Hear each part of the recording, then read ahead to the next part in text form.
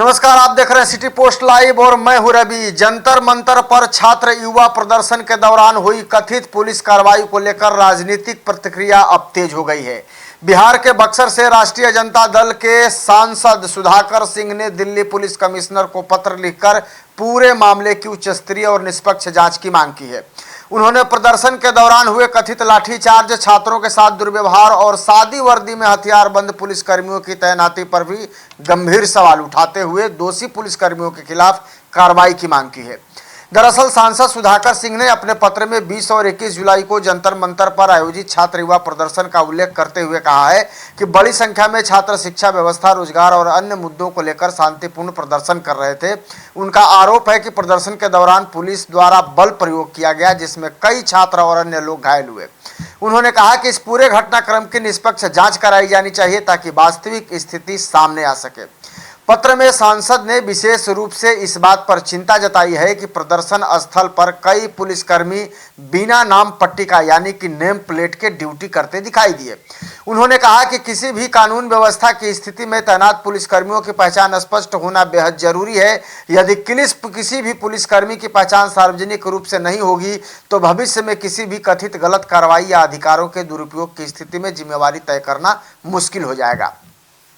दरअसल सुधाकर सिंह ने सादे कपड़ों में हथियारबंद पुलिसकर्मियों की तैनाती को लेकर भी सवाल उठाए हैं। उन्होंने कहा कि ऐसे पुलिसकर्मियों की मौजूदगी आम लोगों और प्रदर्शनकारियों के बीच भ्रम की स्थिति पैदा कर सकती है। सांसद ने आशंका जताई है कि ऐसी परिस्थितियों का फायदा उठाकर असामाजिक तत्व भी कोई गड़बड़ी कर सकते हैं, जिससे कानून व्यवस्था की स्थिति और जटिल हो सकती है। उन्होंने पुलिस प्रशासन से इस व्यवस्था की समीक्षा करने की भी अपील की है। एक तरीके से अपने पत्र में सांसद ने कहा है कि लोकतांत्रिक व्यवस्था में नागरिकों को शांतिपूर्ण ढंग से अपनी बात रखने का पूरा अधिकार है।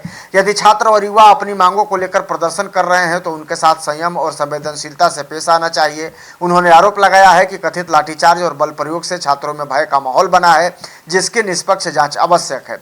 सुधाकर सिंह ने दिल्ली पुलिस कमिश्नर से मांग की है कि 20 और 21 जुलाई को हुई घटनाओं की उच्च स्तरीय जांच कराई जाए। उन्होंने कहा है कि जांच में यह भी देखा जाए कि किन परिस्थितियों में बल प्रयोग किया गया, क्या सभी प्रक्रियाओं का पालन किया गया और क्या पुलिस की कार्रवाई आवश्यक एवं नियमों के अनुरूप थी।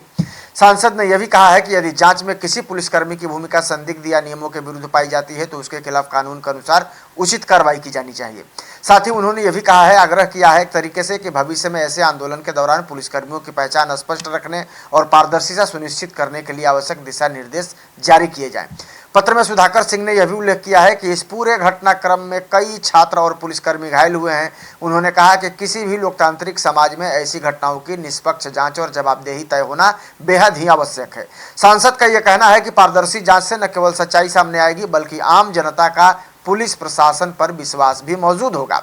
फिलहाल इस मामले को लेकर दिल्ली पुलिस की ओर से पत्र पर कई आधिकारिक प्रतिक्रिया तो अभी तक सामने नहीं आई है, लेकिन अब यह देखना दिलचस्प होगा कि सांसद की मांग पर पुलिस प्रशासन क्या कदम उठाता है और क्या इस मामले में किसी प्रकार की जांच भी शुरू की जाती है या नहीं।